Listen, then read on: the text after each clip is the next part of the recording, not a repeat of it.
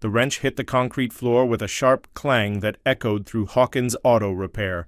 Rebecca Davis, 35 and oil-stained, stood frozen beneath the lifted Ford F-150, her heart hammering against her ribs. Across the garage, Navy SEAL Lieutenant Jason Brooks sneered, his voice cutting through the humid Tennessee air like a blade.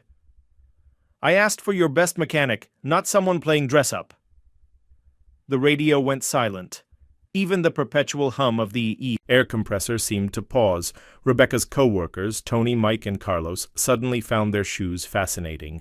Nobody defended her. Nobody even looked her way. Jim Hawkins, the garage owner, emerged from his office with sweat beading on his forehead, despite the industrial fans. "Lieutenant Brooks, I apologize. Let me get Tony to handle this personally." "Your advertisement says, 'expert mechanics,'" Jason growled, his 3 SEAL companions forming an intimidating semicircle. "I see amateurs and diversity hires." The word diversity dripped like acid. Rebecca felt it burn, not because of her gender, but because they assumed she was hired to fill a quota rather than for skill. She had heard it before, countless times, over the past 5 years in Willowbrook, but today something felt different. "I can fix it," Rebecca said quietly. The garage fell silent. She had never volunteered for important work, never challenged the established hierarchy. Her voice, barely above a whisper, somehow carried more weight than Jason's booming commands. Tony shifted uncomfortably. Mike studied his wrench like it held the secrets of the universe. Carlos gripped his tools tighter, his knuckles white. Rodriguez, the unit's mechanic, stepped forward with theatrical disgust. "Look at this! She's using the wrong wrench size. Probably Googled how to fix cars this morning." Thompson, another SEAL, laughed, a sharp sound that ricocheted off the metal walls. "My daughter plays with toy cars too. Maybe they could have a play date." Rebecca's hands trembled as she gripped her wrench. These weren't just any hands. Scars from years of precise work crossed her palms. Her fingernails, kept short by necessity, bore permanent oil stains. But she had learned to hide her strength, to appear less capable than reality demanded. Survival in Willowbrook required invisibility. "The turbocharger synchronization is off," she continued, her voice steady despite the mockery. "Your second turbo engages 0.3 seconds late. It's causing pressure variations that will crack the manifold." Jason stopped mid-insult. That level of diagnostic precision required either extraordinary luck or genuine expertise. "She read that online," Thompson insisted. "Anyone can memorize terminology." "Then let anyone fix it," Rebecca replied, meeting Jason's skeptical gaze. "But when your engine fails during the mission, remember you had the chance to prevent it." Jim grabbed her arm, not roughly but firmly. Fear radiated from him rather than anger. He needed military contracts. Offending Navy SEALs meant financial ruin for his small-town garage. "Rebecca, return to your station, now!" She looked at her boss, seeing the desperation in his eyes. The same desperation that had driven her to accept this job 5 years ago, when she had nowhere else to go and nothing left to lose. "The fuel injector is already degrading," she told Jason directly. "You have maybe 30 minutes before permanent damage. Your choice." The F-150's engine coughed, a mechanical wheeze that confirmed her diagnosis. Tony whistled low. He had heard that sound before, always followed by expensive repairs, but admitting Rebecca's expertise meant acknowledging 5 years of dismissing. Her contributions, the social order of Hawkins Auto Repair, couldn't survive that revelation. As Rebecca retreated to the cramped break room, her hands shook. 5 years of silence. 5 years of accepting humiliation with grace. 5 years of pretending incompetence to avoid conflict. All of it was crashing down because she couldn't watch precision machinery suffer for human prejudice. Her phone buzzed. With a message from Detroit, a number she hadn't seen in years. She deleted it without reading, but the damage was done. Memories she had buried deep began clawing their way to the surface. In her locker, beneath worn coveralls and a thermos that had seen better days, lay her personal toolkit. Professional grade. Instruments that cost more than most cars in the parking lot. She had brought them from Detroit, unable to abandon tools that felt like extensions of her soul. Wrapped in oilcloth was a photograph, her father standing beside her at graduation, pride radiating from every angle. His handwriting on the back remained legible despite years of handling. "My daughter, never let anyone define who you are. Talent speaks louder than words." Outside, she heard the F-150's engine struggling. Jason shouted orders while Tony and Mike fumbled with diagnostics they didn't understand. The sound grew worse, metal straining against inevitable failure. Rebecca closed the locker, photograph still in her hand. Her father wouldn't recognize the woman she had become, hiding talent to avoid conflict, accepting disrespect to maintain peace. But perhaps it wasn't too late.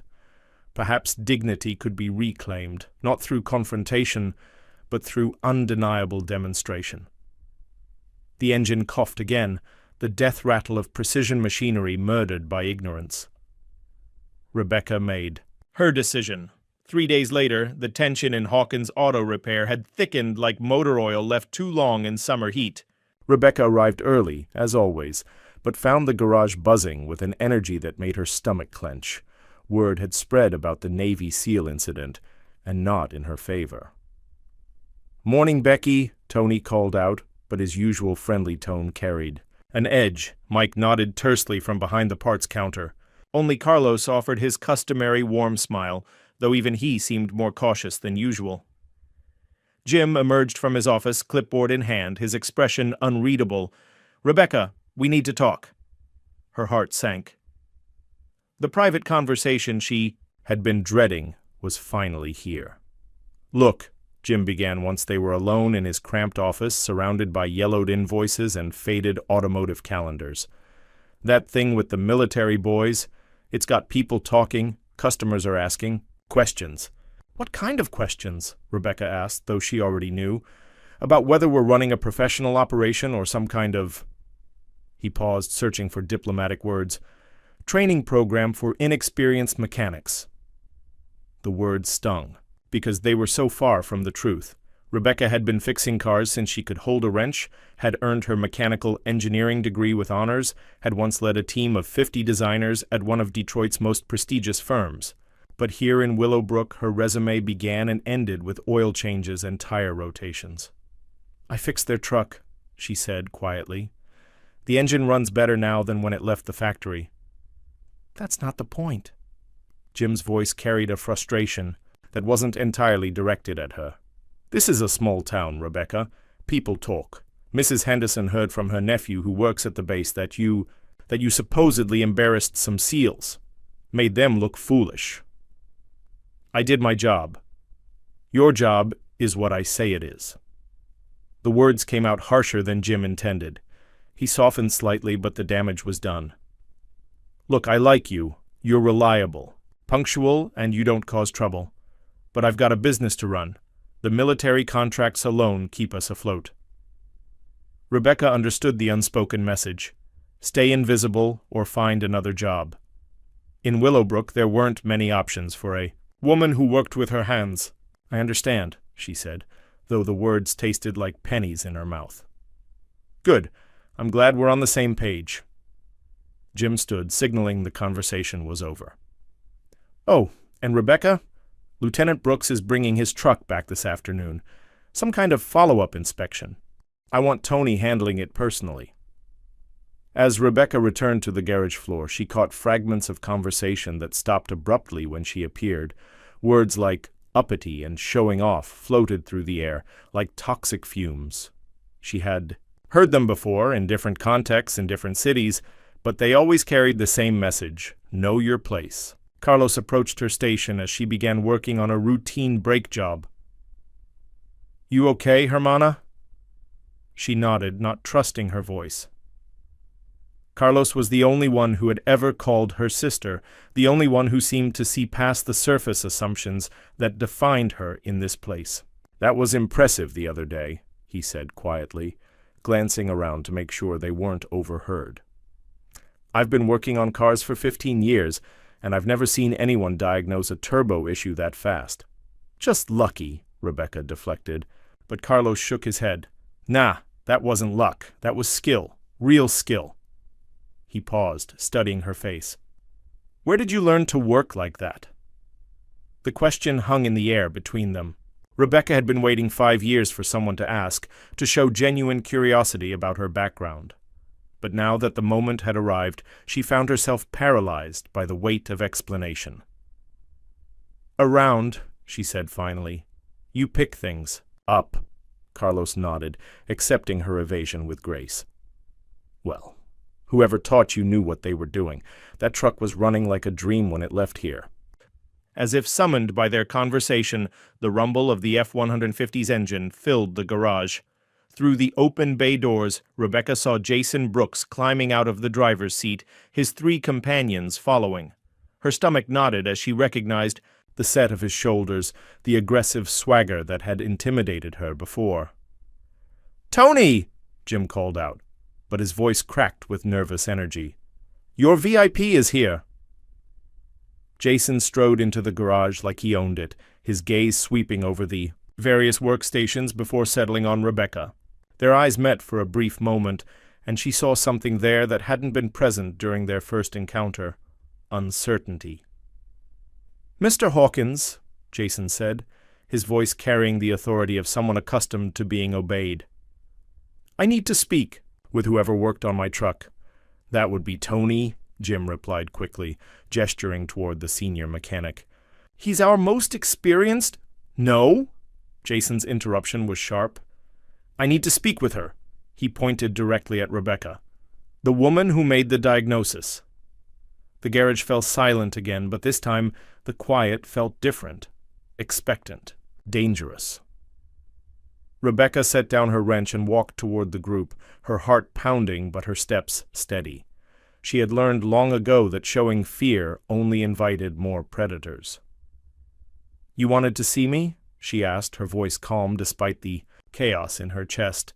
Jason studied her for a long moment, his expression unreadable. "My truck's been running for 3 days now, smooth as silk, better than it has in months." "Good," Rebecca replied, unsure where this was leading. "The thing is," Jason continued, "I've been thinking about what you said, about the turbo synchronization, about the pressure variations." He paused. "That's not common knowledge. That's specialized information." Rebecca remained silent, waiting. "So I made some calls, talked to some people." Jason's voice grew quieter, more intense. "People who know about advanced automotive systems, military specifications, the kind of technology that's not exactly available to your average small-town mechanic." The blood drained from Rebecca's face. She had been so focused on fixing the truck that she hadn't considered the implications of revealing her knowledge. In her old life, such expertise would have been expected, even celebrated. Here, it made her a threat. "I don't know what you're talking about," she said, but even to her own ears the denial sounded weak. Jason smiled, but there was no warmth in it. "We'll see about that." As the SEALs left the garage, Rebecca felt the weight of every stare, every whispered conversation, every sideways glance. She had tried so hard to remain invisible, to blend into the background of Willowbrook's automotive landscape. But now, like it or not, she was very much visible, and visibility, she knew from bitter experience, was the first step toward destruction. The following week brought an autumn chill that seemed to settle in Rebecca's bones. She arrived at the garage each morning to find the atmosphere growing increasingly hostile. Customers who had once nodded politely now avoided eye contact. The other mechanics' conversations died when she entered the break room. Even the parts delivery drivers treated her with newfound suspicion. Jim called her into his office on Thursday afternoon, his face grave. "I've got a problem, Rebecca," he began without preamble. "A big one."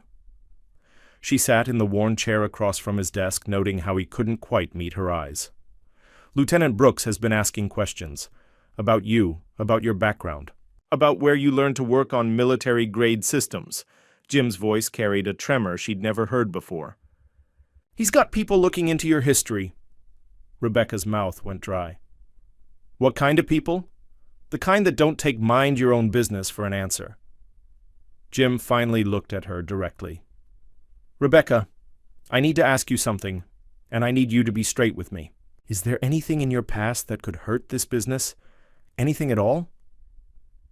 The question hung between them like a loaded weapon. Rebecca thought about her life before Tennessee, the patents, the corporate espionage, the lawsuit that had destroyed everything she'd built, the NDAs she'd signed, the settlement agreements that had bought her silence in exchange for a chance to disappear. Everyone has a past, Jim. That's not an answer. His voice hardened. I've got 3 kids in college and a mortgage that'll outlive me. This garage is all I have. If there's something you're hiding— I'm not hiding anything illegal, Rebecca interrupted. I've never been arrested, never been charged with anything. I pay my taxes and do my job.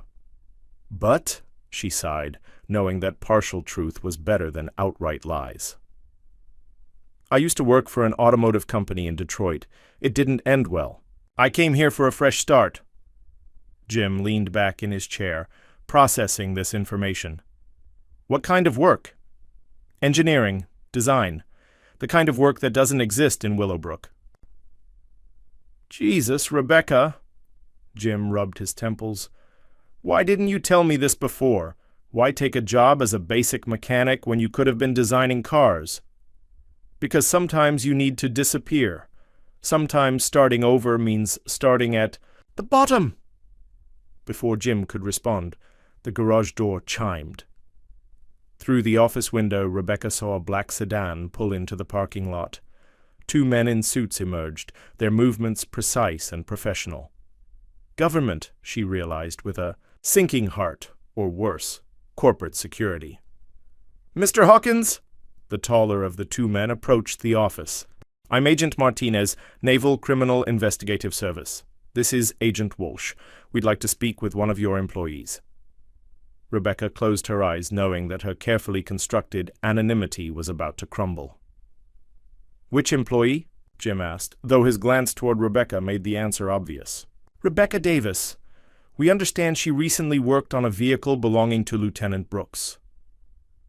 The next hour unfolded like a slow-motion car crash. The agents were polite but thorough, asking questions about her qualifications, her diagnostic methods, her knowledge of military specifications. Rebecca answered carefully, sticking to facts while revealing as little as possible about her former life. Ms. Davis, Agent Martinez said finally, our preliminary investigation suggests you have expertise that's unusual for someone in your current position. We're not accusing you of anything, but we need to understand how a small-town mechanic knows classified information about military vehicle systems. I don't know any classified information, Rebecca replied honestly. I diagnosed a common problem using publicly available technical knowledge.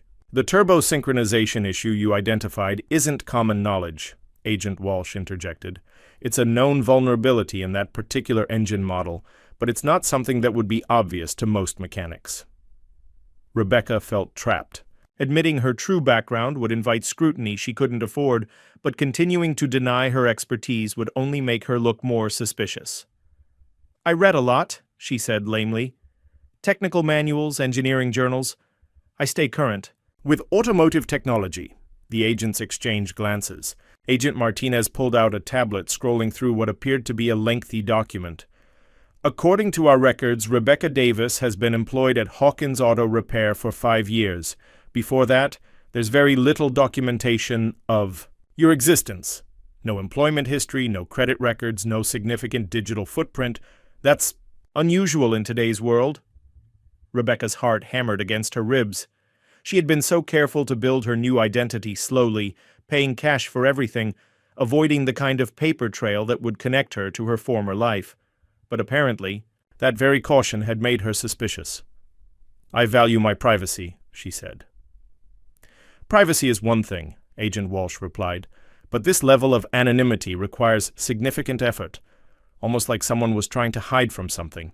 Jim looked back and forth between Rebecca and the agents, his face pale. Gentlemen, I can vouch for Rebecca. She's been a model employee, never missed a day, never caused any trouble. We're not questioning her work ethic, Mr. Hawkins. We're trying to understand how she acquired knowledge that should be limited to military contractors and defense industry engineers. The words hung in the air like an accusation. Rebecca realized that her attempt to remain invisible had backfired spectacularly. By trying to hide her qualifications, she had only made herself more interesting to people who investigated anomalies for a living. "I think," she said quietly, "I need to make a phone call." The agents nodded. "We'll wait." Rebecca stepped outside the garage, her hands shaking as she scrolled through her contacts. She found the number she'd been avoiding for 5 years and pressed call. "Henderson and Associates," came the crisp professional voice. "I need to speak with David Henderson. Tell him it's Rebecca. Tell him it's about the Morrison case." While she waited for her former lawyer to come on the line, Rebecca watched through the garage windows as Tony, Mike, and Carlos pretended to work, while obviously straining to hear the conversation with the federal agents. Jim sat slumped in his chair, probably calculating how much a government investigation would cost his business. "Rebecca?" David Henderson's voice was cautious but not unfriendly. "I haven't heard from you in 5 years. I know. David, I need help. Federal agents are asking questions about my background, and I can't tell them the truth without violating the settlement agreement." "Slow down. What kind of federal agents?" "Naval Criminal Investigative Service. They think I might have access to classified information because I fixed a military truck." A long pause. "Rebecca, the settlement agreement expired last month. You're free to discuss your background now. In fact, you should know, the Morrison case has been reopened. New evidence has come to light." Rebecca's knees nearly buckled. "What kind of evidence?" "The kind that proves you were right all along. The kind that's going to make some very powerful people very unhappy." As she ended the call, Rebecca realized that her quiet life in Willowbrook was over. The past she'd tried so hard to escape was about to collide with the present she'd built, and she wasn't sure either would survive the impact. She walked back into the garage, straightening her shoulders. If her anonymity was gone, then perhaps it was time to stop hiding. "Gentlemen," she said to the agents, "I think it's time we had a more detailed conversation." The conference room at the Willowbrook Police Department had seen better days. Fluorescent lights hummed overhead, casting harsh shadows across the scarred table where Rebecca sat facing Agents Martinez and Walsh. Jim Hawkins fidgeted in his chair beside her, his face pale with worry about what revelations might destroy his business. "Before we begin," Agent Martinez said, setting a digital recorder on the table, "I want to be clear that you're not under arrest or suspicion of wrongdoing. However, given the nature of the technology involved, we need to understand exactly who we're dealing with." Rebecca nodded, her hands folded calmly in her lap. After 5 years of hiding, the prospect of telling the truth felt both terrifying and liberating. "My name is Rebecca Ann Davis, but that wasn't always my name. Until 5 years ago, I was Dr. Rebecca Collins, chief engineer at Morrison Automotive Engineering in Detroit." Jim's jaw dropped. Agent Walsh leaned forward, suddenly more interested. "Dr. Collins," Agent Martinez repeated, consulting his tablet. "I see. That explains a great deal." "You know who she is?" Jim asked, his voice barely above a whisper.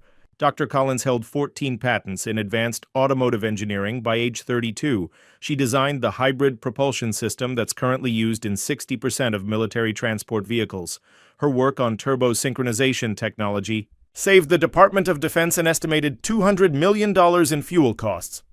Rebecca felt a strange mix of pride and pain hearing her accomplishments recited like a resume. "That was a long time ago." "Not that long," Agent Walsh interjected. "Your patents are still being used. Your turbo synchronization algorithm is literally installed in the truck you worked on. That's how you knew exactly what was wrong. You designed the diagnostic system." Jim stared at Rebecca as if seeing her for the first time. "You're that Dr. Collins? The one who won the National Innovation Award? I remember reading about you in Automotive Weekly. That was before everything fell apart," Rebecca said quietly. "What happened?" Agent Martinez asked, though his tone suggested he already knew. Rebecca took a deep breath and began the story she'd never told anyone in Willowbrook. She spoke about David Chen, her former partner who had stolen her designs and claimed them as his own, about the lawsuit that had dragged on for 18 months while her reputation was systematically destroyed. About her father's death and the settlement agreement that had effectively banned her from the automotive industry. "The legal fees consumed everything," she continued. "I lost my house, my savings, my career. The settlement included a non-disclosure agreement that prevented me from discussing the case or claiming credit for my work. I was also banned from working for any major automotive company for 5 years. "That ban expired last month," Agent Walsh observed. "Yes, but by then I'd built a different life. I thought I could stay hidden." Jim found his voice. "Hidden? You've been working for me for 5 years and you never thought to mention that. You're one of the most brilliant automotive engineers in the country. Would you have hired me if I'd told you, a disgraced former executive with a history of corporate lawsuits, or would you have assumed I was trouble?" Jim fell silent, knowing. She was right. Agent Martinez closed his tablet. "Dr. Collins, we need to discuss your current situation. The Morrison case has been reopened based on new evidence that corroborates your original claims. The FBI's White-Collar Crime Division has been building a case against David Chen for corporate espionage." Rebecca's heart skipped. "What kind of evidence?" "Digital forensics recovered from Chen's company servers, email communications, file transfers, metadata that proves your designs were copied before he filed his patents. The evidence is comprehensive." "More importantly," Agent Walsh added, "the Department of Defense wants to discuss reinstating your security clearance. Your expertise is needed for several classified projects." The words hung in the air like a lifeline thrown to a drowning person. Rebecca felt tears threatening, but she blinked them back. "There's something else," Agent Martinez continued. "Lieutenant Brooks's inquiry wasn't just about security concerns. He was impressed by your work. He's been advocating for your reinstatement, arguing that the military needs engineers who can diagnose problems in the field." "Jason Brooks defended me?" Rebecca asked, surprised. "He said, and I quote, 'Anyone who can fix a turbo synchronization problem with basic tools while being harassed by a bunch of arrogant SEALs is exactly the kind of person we need designing our equipment.'" Jim shook his head in amazement. 5 years. You've been here 5 years, and I had you changing oil filters while you could have been designing the future of transportation. "I wasn't ready for that life again," Rebecca admitted. "I needed time to heal, to figure out who I was, without the corporate world defining me." "And now?" Agent Martinez asked. Rebecca looked around the stark conference room, thinking about the garage where she'd spent 5 years rebuilding not just engines, but herself. She thought about Carlos, the only person who had consistently treated her with respect. About the satisfaction of working with her hands, of solving problems without politics or corporate intrigue. "Now I know exactly who I am," she said firmly. "I'm an engineer who's learned the value of humility. I'm someone who can work with her hands and her mind. I'm a woman who won't be defined by other people's expectations or limitations." She paused, meeting each man's gaze. "I'm ready to reclaim my life," Agent Walsh smiled. "Then let's talk about your future. The Pentagon has several projects that could use your expertise, and with your experience in both design and field repair, you'd be invaluable." "What about Morrison Automotive?" Jim asked. "Won't they want her back?" "Morrison's board has extended multiple offers," Agent Martinez replied. "Full reinstatement, back pay, control of her own engineering division. They're desperate to rehabilitate their image after the Chen scandal." Rebecca considered this. "And David Chen?" "He'll be arrested within the week. Federal charges of corporate espionage, patent fraud, and conspiracy. He's looking at significant prison time." For 5 years, Rebecca had dreamed of this moment: vindication, justice, recognition of the truth. But now that it had arrived, she felt strangely detached from the desire for revenge. "I want to think about it," she said finally. "All of it. The Pentagon, Morrison, everything. I've been making decisions based on fear for too long. I want to make this choice from a position of strength." "Of course," Agent Martinez said, standing. "Take your time. But Dr. Collins, Rebecca, don't take too long. The world needs engineers like you. The country needs people who can solve problems under pressure." As the agents gathered their materials, Jim turned to Rebecca with a mixture of awe and regret. "I owe you an apology," he said. "I should have recognized your talent. I should have—" "You gave me work when I needed it," Rebecca interrupted. "You gave me a place to heal. That's not something to apologize for." "What happens now? To the garage, I mean?" Rebecca smiled, the first genuine smile she'd worn in days. "Now you hire better mechanics. You promote Carlos to senior technician. He's got excellent instincts. And you remember that talent comes in all forms, not just the ones you expect." As they left the police station, Rebecca felt the weight of 5 years of secrecy lifting from her shoulders. The truth was finally out, and she was still standing. More than that, she was ready to soar. The drive back to the garage was quiet but not uncomfortable. Jim seemed lost in thought, probably reconsidering every assumption he'd made about his employees. Rebecca watched the familiar landscape of Willowbrook roll past, knowing that everything had changed in the span of a few hours. Her phone buzzed with a text from an unknown number. "Dr. Collins, this is Lieutenant Brooks. Heard the news. Outstanding work on the truck. Hope you'll consider the Pentagon position. The country needs engineers who can think under fire. Semper." "Fee," Rebecca smiled, tucking the phone away. For the first time in 5 years, her future felt wide open with possibilities.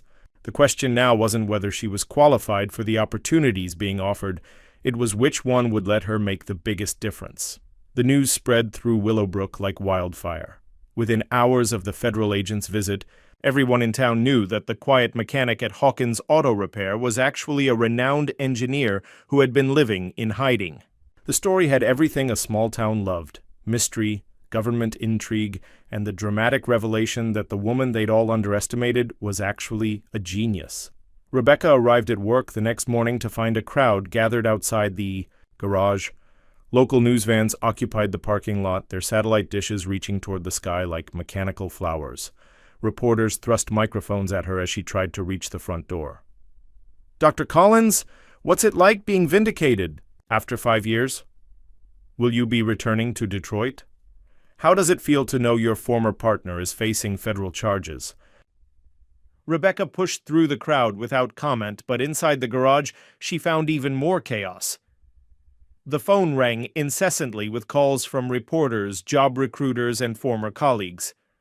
Tony and Mike stood near the coffee machine, their faces mixing curiosity with something that looked like shame. "Morning, Dr. Collins," Tony said, awkwardly emphasizing her title. "It's still Rebecca," she replied, pulling on her coveralls. "Nothing's changed." "Everything's changed," Mike muttered. "We've been working next to a celebrity for 5 years and didn't know it." Carlos approached with a cup of coffee and a gentle smile. "How are you holding up, Hermana?" "Better than expected," Rebecca admitted, "though I could do without the media circus." Jim emerged from his office, looking haggard. "Rebecca, I've had 17 calls this morning. 3 from major automotive companies, 5 from news outlets, and 9 from people wanting to know if we're hiring genius mechanics. I'm sorry about the disruption. Don't apologize. I should be apologizing to you." Jim's voice carried genuine remorse. "I've been thinking all night about how we treated you, how I treated you, making you change oil and rotate tires when you could have been—" "Jim, stop." Rebecca's voice was firm but kind. "I needed those 5 years. I needed to remember that there's dignity in all work, that my value as a person wasn't tied to my professional reputation. Working here taught me that." Before Jim could respond, the garage door chimed. A woman in an expensive suit entered, her heels clicking authoritatively on the concrete floor. Rebecca recognized her immediately: Sandra Morrison, CEO of Morrison Automotive Engineering. "Dr. Collins?" Sandra said with a smile that didn't reach her eyes. "I've been trying to reach you." The garage fell silent. Even the reporters outside seemed to sense the importance of this moment. "Ms. Morrison," Rebecca's voice was carefully neutral, "I wasn't expecting you. I flew down as soon as I heard the news. We need to talk. I'm working right now." "This is more important than—" Sandra paused, looking around the garage with barely concealed disdain. This is more important than whatever you're doing here." The condescension in her tone was unmistakable. Rebecca felt her co-workers stiffen, their eyes fixed on this exchange between two very different worlds. "My work is important," Rebecca said quietly. "All honest work is important." Sandra's expression softened slightly, as if she were dealing with a child having a tantrum. "Of course it is. But you're brilliant, Rebecca. You belong in research and development, not in some small-town garage.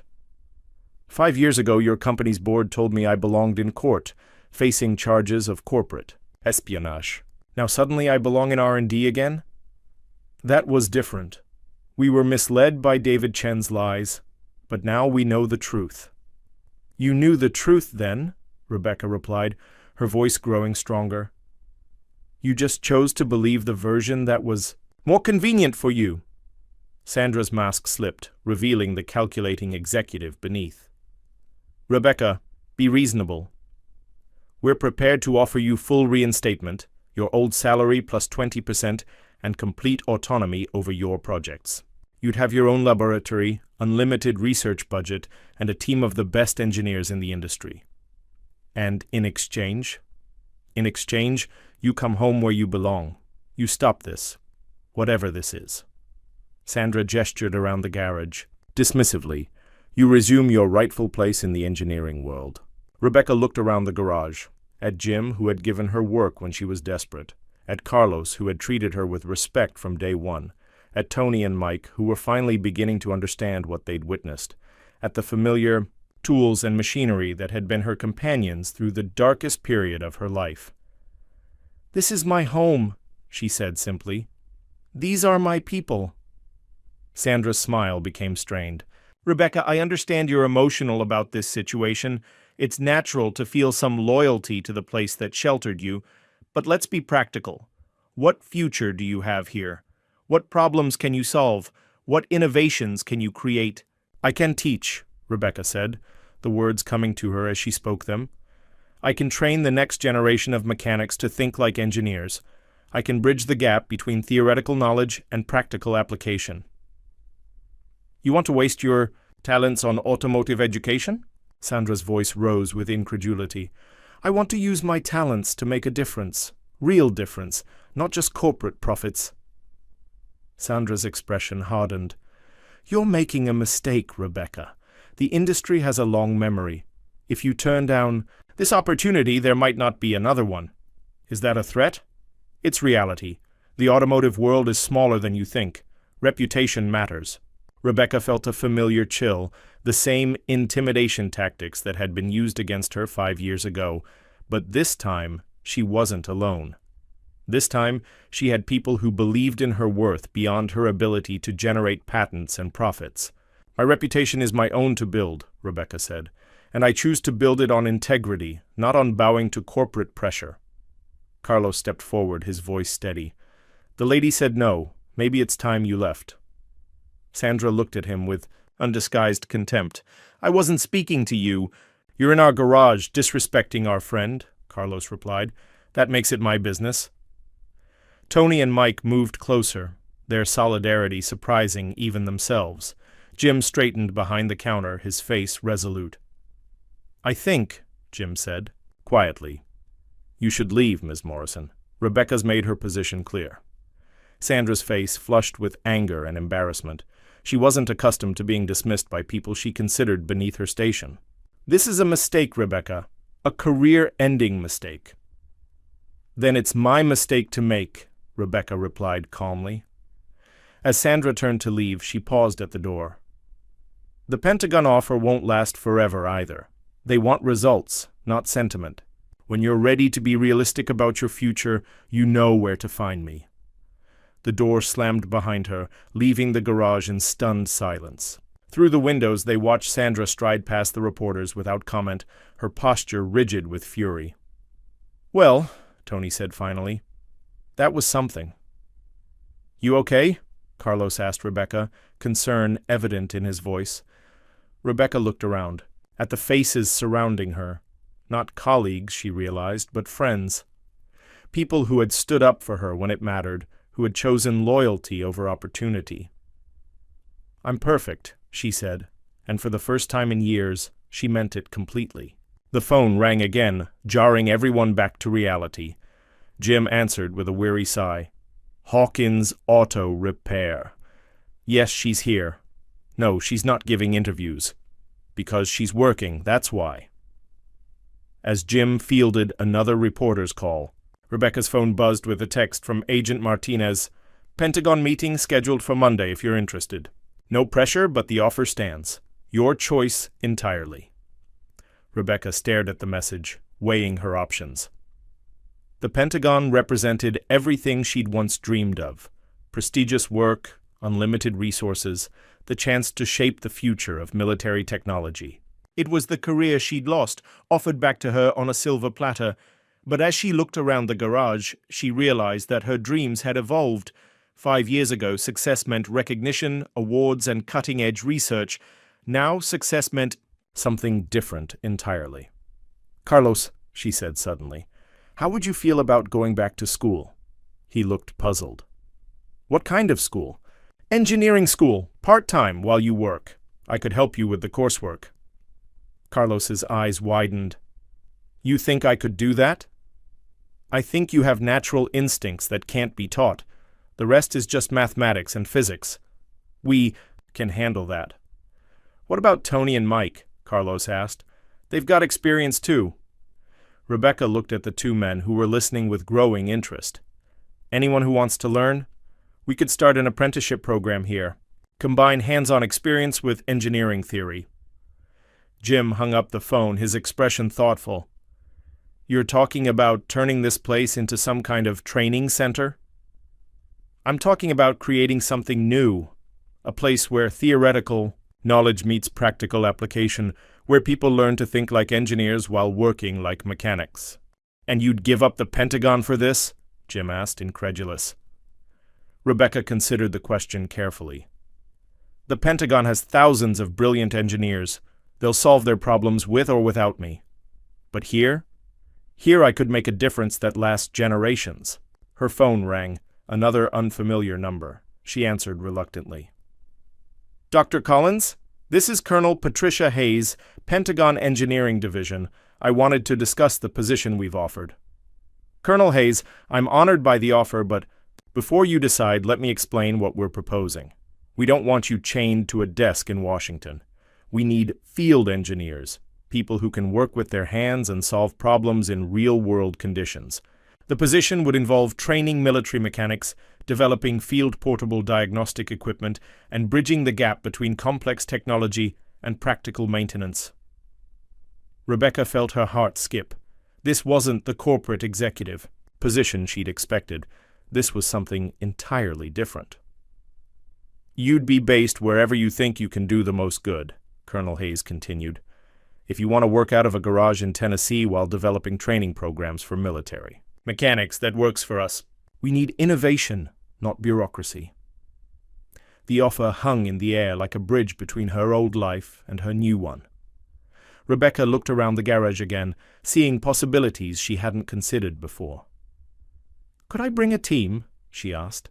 "Local mechanics who understand both the practical and theoretical sides?" "If they can pass security clearance, absolutely. We believe diverse teams produce better solutions." Rebecca met Carlos's eyes, seeing excitement and hope there. She looked at Tony and Mike, who were following the conversation with growing interest. Finally, she looked at Jim, who was beginning to smile as he understood what she was considering. "Colonel Hayes," Rebecca said slowly, "I think we might be able to work something out." 2 weeks later, Hawkins Auto Repair had transformed into something unprecedented in Willowbrook's history. Pentagon engineers had arrived to assess the facility's potential as a training center, while reporters continued to document Rebecca's unconventional choice to remain in small-town Tennessee. The most dramatic change was Carlos's enrollment in an accelerated engineering program. Rebecca had spent countless hours helping him navigate calculus and physics, watching his natural mechanical intuition flourish when supported by theoretical knowledge. His progress astonished even the university professors who reviewed his work. "I never thought I was smart enough for this," Carlos confided during one of their late-night study sessions. Intelligence isn't about what you thought you couldn't do, Rebecca replied. It's about what you discover you can do when someone believes in you. Tony and Mike had also signed up for the program, though their progress was slower. Tony struggled with mathematics but excelled at systems thinking. Mike had an intuitive grasp of materials science that impressed Rebecca's Pentagon contacts. Both men approached their studies with the determination of people who had been given a second chance, dreams they'd never dared to pursue. The transformation wasn't limited to education. Word of Rebecca's expertise had spread throughout the military community, bringing a steady stream of complex repair jobs to the garage. Vehicles arrived from bases across the Southeast, their problems ranging from simple maintenance to sophisticated diagnostic challenges that would have stumped most commercial shops. Lieutenant Jason Brooks had become a regular visitor, bringing increasingly challenging projects and spreading word about the garage's capabilities among his SEAL contacts. His initial skepticism had evolved into genuine respect, and he often stayed to observe Rebecca's diagnostic methods. "I've never seen anyone approach mechanical problems the way you do," he told her one afternoon while watching her work on a reconnaissance vehicle's stealth modification. "You think 3 steps ahead of the problem. Engineering is just applied."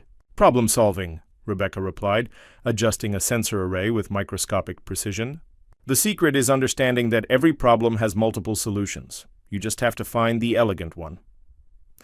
But not everyone in Willowbrook welcomed the changes. Some longtime residents resented the influx of military personnel and media attention. Others questioned whether Rebecca's presence was good for the town's traditional character. The tension came to a head during a town council meeting where several business owners voiced their concerns. "This used to be a quiet place," complained Martha Henderson, who owned the diner across from the garage. "Now we've got reporters and government cars everywhere. It's disrupting our way of life."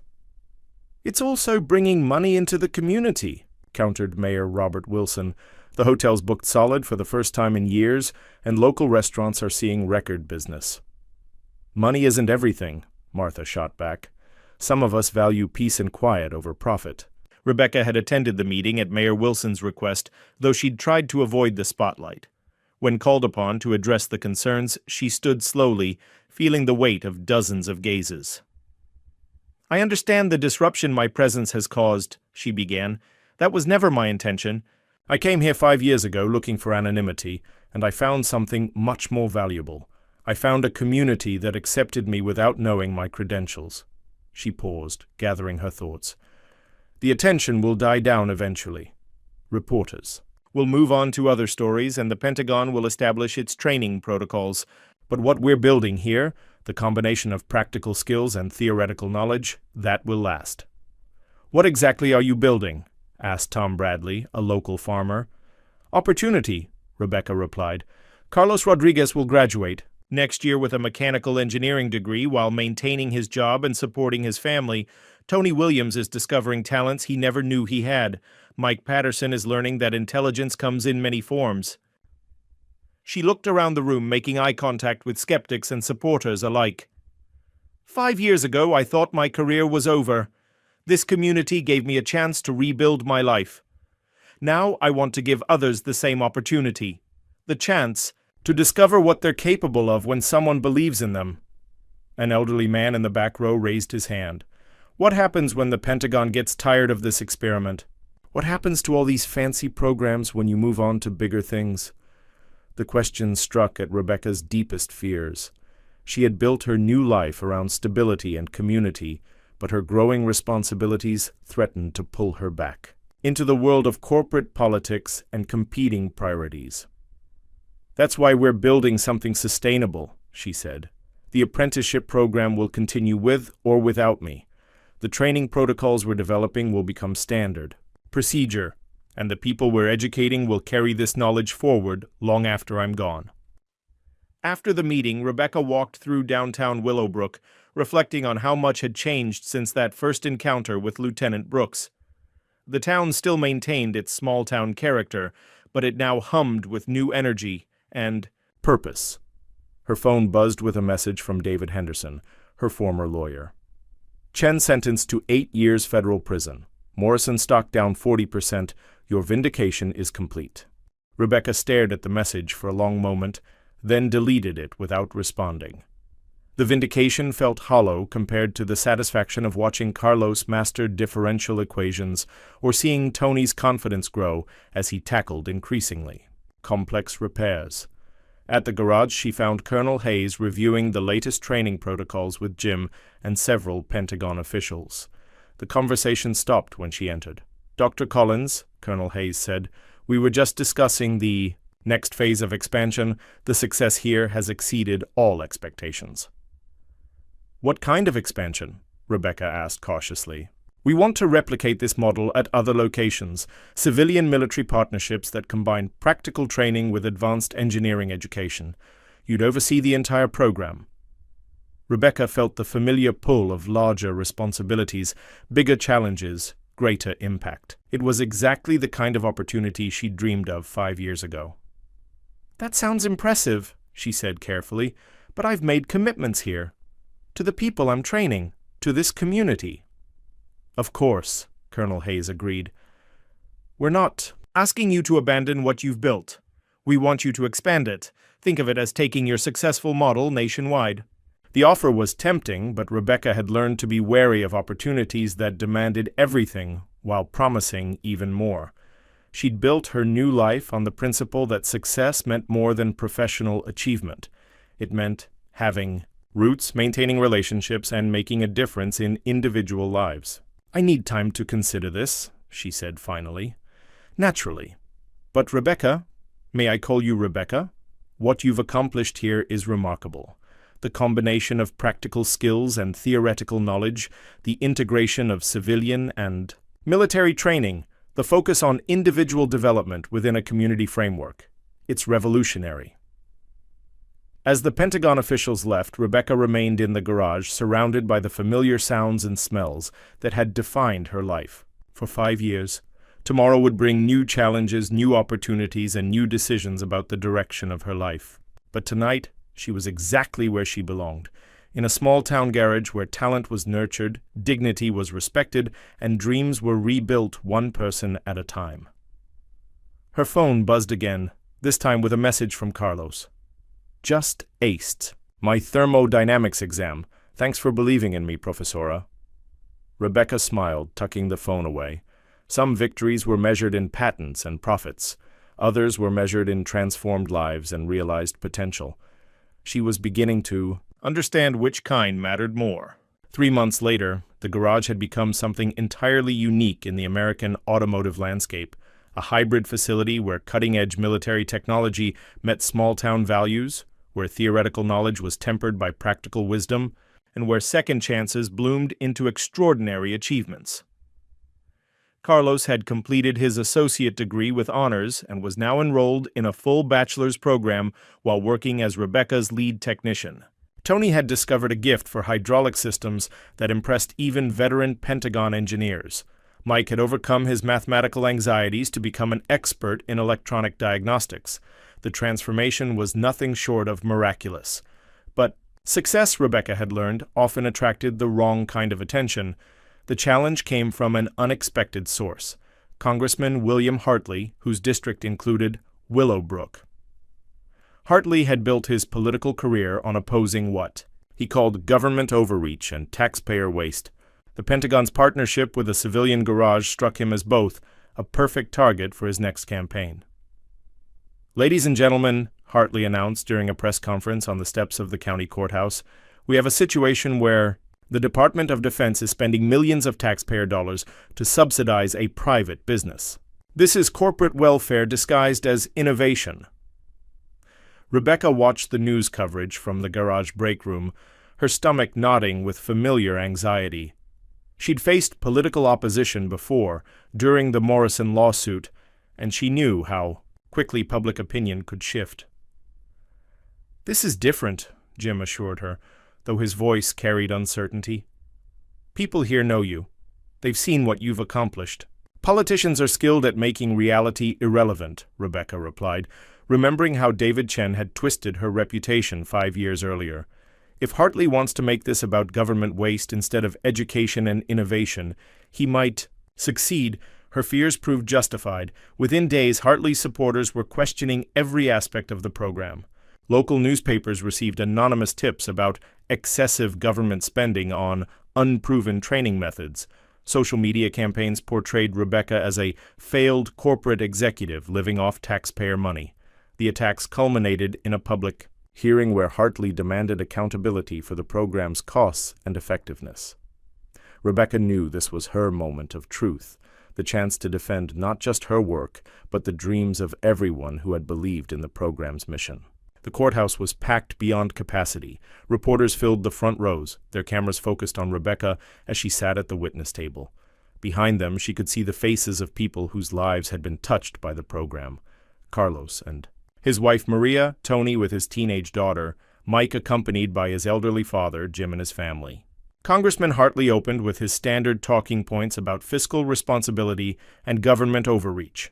His questions were designed to embarrass rather than illuminate, focusing on costs while ignoring benefits. "Dr. Collins," he said, with theatrical concern, "can you justify spending $2.7 million of taxpayer money to train mechanics in a garage when that same money could fund veterans' benefits or infrastructure improvements?" Rebecca had prepared for this question, but seeing Hartley's smug expression triggered memories of similar interrogations during the Morrison lawsuit. For a moment she felt the familiar urge to retreat, to apologize for taking up space and resources. Then she looked past Hartley to see Carlos in the audience, wearing the Naval Reserve uniform he'd earned after his rapid promotion to engineering specialist. Beside him sat Tony, whose hydraulic innovations had been adopted by 3 military branches. Mike was there too, holding a certificate of commendation from the Secretary of Defense. "Congressman Hartley," Rebecca said, her voice steady despite the weight of the moment, "I can justify every penny, but more importantly, I can prove that those dollars have produced something invaluable. People who are prepared to serve their country with both skill and integrity."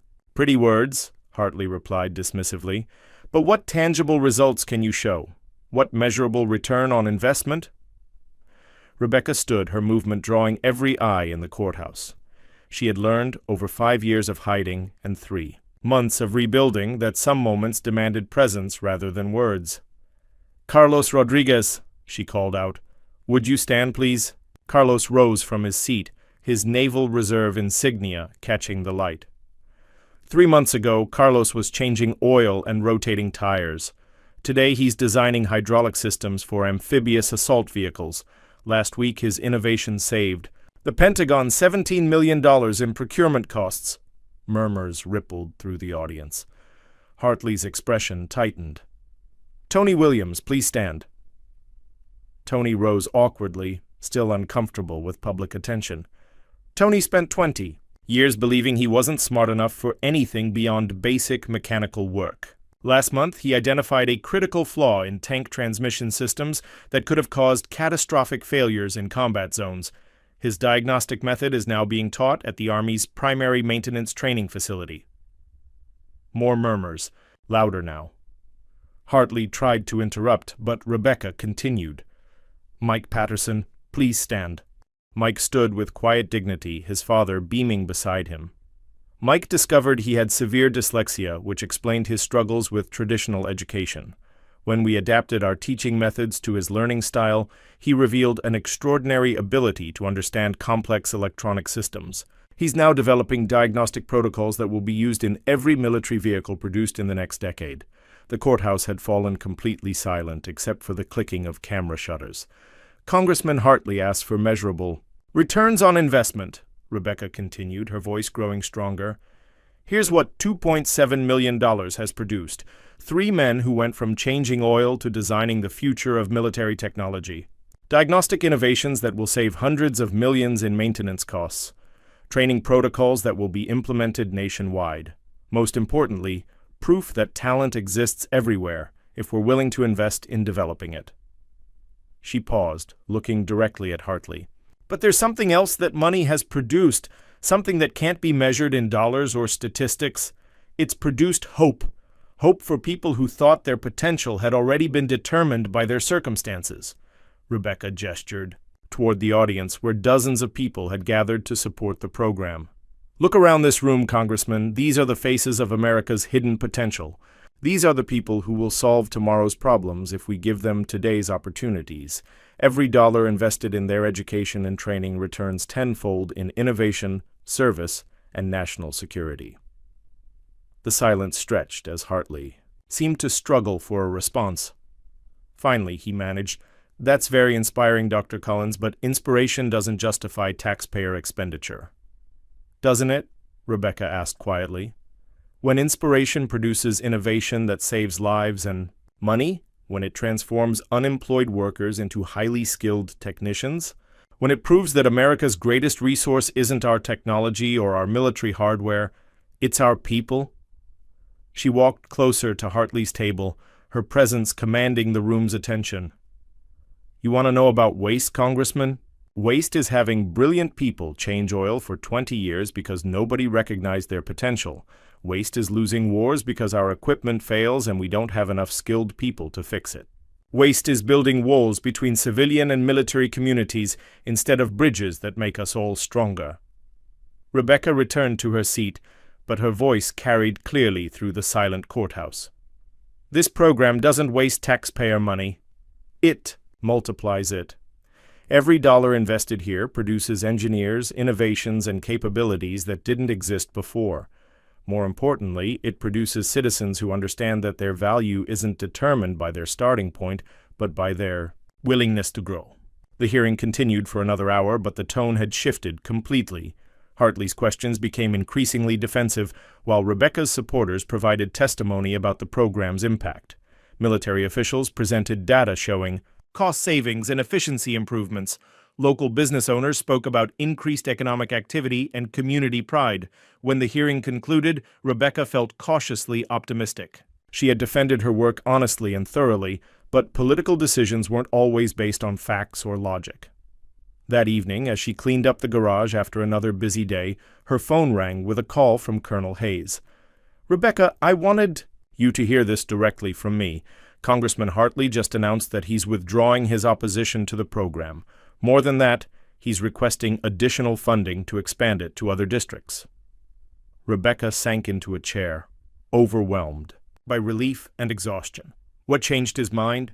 According to his staff, he spent the afternoon talking to Carlos, Tony, and Mike, apparently hearing their stories directly, not filtered through political rhetoric, made him understand what you've actually accomplished here.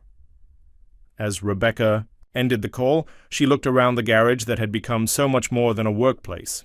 It was a symbol of second chances, a proving ground for hidden potential, and a bridge between worlds that had once seemed incompatible. Tomorrow would bring new challenges, new students, and new opportunities to prove that talent could flourish anywhere if given the right support. But tonight, she was content to savor a victory that had been won not through political maneuvering or corporate influence, but through the simple power of transformed lives and realized dreams. The final test hadn't been about defending a program. It had been about defending the belief that everyone deserved a chance to discover what they were capable of achieving. And that belief, Rebecca now knew, was worth fighting for. 1 year later, Rebecca stood before a gathering that would have been unimaginable when she first arrived in Willowbrook.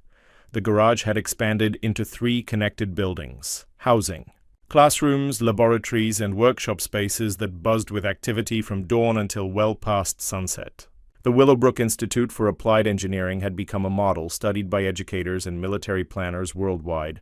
But the most remarkable transformation wasn't in the buildings or equipment, it was in the people. Carlos Rodriguez adjusted his newly earned bachelor's degree hood as he prepared to address the graduating class of 23 students. As the Institute's first graduate to complete a full engineering program while maintaining his technician duties, he had become a symbol of what was possible when opportunity met determination. 5 years ago, Carlos began, his voice steady despite the magnitude of the moment. "I thought my ceiling was changing oil and rotating tires. I never imagined standing here with an engineering degree, speaking to people who will design the future." In the audience, Rebecca felt tears threatening as she watched her first student embrace his potential fully. Beside him on the platform sat Tony, now the Institute's head of hydraulic systems training, and Mike, who had overcome his learning challenges to become a specialist in adaptive diagnostic technologies. The graduation ceremony represented more than individual achievements. It marked the maturation of an idea that had seemed impossible when Rebecca first proposed combining practical training with theoretical education in a small-town garage. Lieutenant Colonel Jason Brooks, now the Pentagon's liaison for civilian-military training partnerships, served as the keynote speaker. His presence symbolized how dramatically relationships could evolve when prejudice gave way to respect. When I first met Dr. Collins, Jason told the gathered families and dignitaries, I made the mistake of judging her by my expectations rather than her capabilities. That mistake taught me something invaluable. The greatest threats to our national security aren't external enemies. They're internal assumptions that blind us to our own potential. He gestured toward the graduates, who represented a diverse cross-section of backgrounds and ages. Former factory workers sat beside recent high school graduates. Veterans transitioning to civilian careers shared the stage with career changers seeking new challenges. These graduates prove that talent isn't distributed according to our preconceptions. It exists everywhere, waiting for someone brave enough to nurture it and patient enough to develop it. As Jason concluded his remarks, Rebecca reflected on the journey that had brought her to this moment. The painful betrayal that had driven her from Detroit now seemed like a necessary detour rather than a devastating defeat. Without that humiliation, she never would have discovered the satisfaction of building something new rather than simply advancing something existing. Her phone buzzed with a message from Sandra Morrison. Congratulations on today's graduation. Offer to join Morrison's board still stands. Your innovations are changing the industry. Rebecca deleted the message without responding, as she had done with similar offers from corporate executives and government officials who suddenly wanted to associate themselves with the Institute's success. She had learned that some victories were too important to risk on the ambitions of others. Profesora Rebecca? She turned to find Maria Rodriguez, Carlos's wife, holding their youngest daughter. Carlos wanted me to give you this. Maria handed her a framed photograph showing the Institute's first day of operation. Rebecca barely recognized herself. In the image, tentative, defensive, still carrying the wounds of her corporate exile. Beside her stood Carlos, Tony, and Mike, their faces mixing hope with skepticism as they embarked on an uncertain experiment. He says this is where everything changed, Maria continued, not just for him, but for all of us. As the ceremony concluded and families gathered for celebration, Rebecca found herself standing alone on the small stage, looking out over the crowd of graduates, families, and supporters. The scene reminded her of countless corporate events she had attended in her former life, but the energy was completely different. Those events had been about competition and individual achievement. This celebration was about collaboration and community transformation. People weren't networking for personal advantage. They were sharing genuine joy in each other's success. Dr. Collins? She turned to find Jim Hawkins approaching with a package wrapped in brown paper. His garage had evolved into the Institute's administrative headquarters, but he had retained his title as Chief of Practical Operations, a role that perfectly suited his blend of business sense and mechanical wisdom. The town council wanted me to give you this, Jim said, his voice thick with emotion. Rebecca unwrapped the package to reveal a wooden plaque bearing the key to the city and an inscription. To Dr. Rebecca Collins, who taught us that the greatest strength is lifting others up. The ceremony's nice, Rebecca said, accepting the honor with genuine gratitude. But the real reward is watching people discover what they're capable of. Speaking of which, Jim replied, I have some news. The Pentagon has approved funding for 5 additional institutes. They want to use our model in communities across the country. Rebecca felt the familiar mixture of pride and apprehension that accompanied every expansion opportunity. Growth was necessary for impact, but it also risked diluting the personal connections that made the institute special. Who would run them? She asked. Graduates from our program. Carlos has agreed to establish the first one in El Paso. Tony's interested in the Pacific Northwest location. Mike wants to stay here and develop online training modules that can support all the institutes. The beauty of the plan struck Rebecca immediately.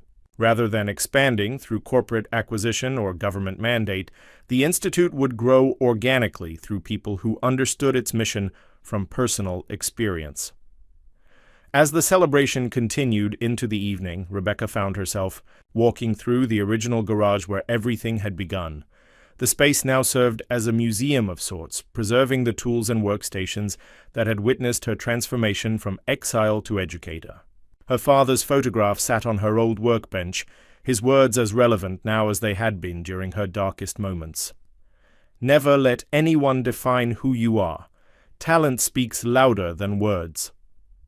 She traced the frame gently, thinking about how those words had guided her through betrayal, humiliation, and ultimately redemption. But the redemption hadn't come through vindication or revenge. It had come through discovering that her greatest talent wasn't designing engines, but designing opportunities for others to discover their own potential. "Rebecca?" She turned to find Carlos standing in the doorway, his graduation gown still wrinkled from enthusiastic embraces. "Thank you," he said simply, "for seeing something in me that I couldn't see in myself." "You did the work," Rebecca replied. "I just provided the opportunity." "No," Carlos said, shaking his head. "You provided something more important than opportunity. You provided belief. You made me understand that my value wasn't determined by other people's expectations." As Carlos left to rejoin his celebration, Rebecca remained in the quiet garage, surrounded by the tools and memories that had reshaped her understanding of success, purpose, and fulfillment. 5 years ago, she had arrived in Willowbrook broken by betrayal and convinced that her career was over. Tonight, she stood in the same spot as the founder of an educational movement that was transforming lives across the country. The irony wasn't lost on her. In trying to disappear, she had discovered her true calling. In accepting what seemed like failure, she had found a success more meaningful than any corporate achievement. Her phone buzzed one final time with a message from an unknown number. "Dr. Collins, I'm a single mother in Phoenix whose son wants to be a mechanic but dreams of being an engineer. I heard about your institute on the news. Is there hope for someone like him?" Rebecca smiled as she typed. Her response, "There's always hope. Talent exists everywhere. Sometimes it just needs the right environment to flourish. Let's talk about making his dreams possible." As she turned off the lights and locked the garage, Rebecca reflected on the question that had haunted her since the day Lieutenant Brooks first challenged her competence. If you found yourself dismissed and underestimated, would you speak up immediately or let your actions do the talking? She had learned that the answer wasn't either-or. Sometimes dignity required silence while you built strength. Sometimes justice demanded speaking truth to power. But always the most powerful response was creating opportunities for others to discover their own voices. The drive home took her past the welcome sign that still proudly declared Willowbrook's population and founding date. But the town she was leaving that night was fundamentally different from the one she had discovered 5 years earlier, not because of buildings or businesses, but because of transformed perspectives and expanded possibilities. Tomorrow would bring new students, new challenges, and new opportunities to prove that potential existed everywhere if people were brave enough to nurture it. Rebecca drove through the quiet streets of her adopted hometown, finally understanding. That home wasn't where you came from, it was where you chose to build something lasting.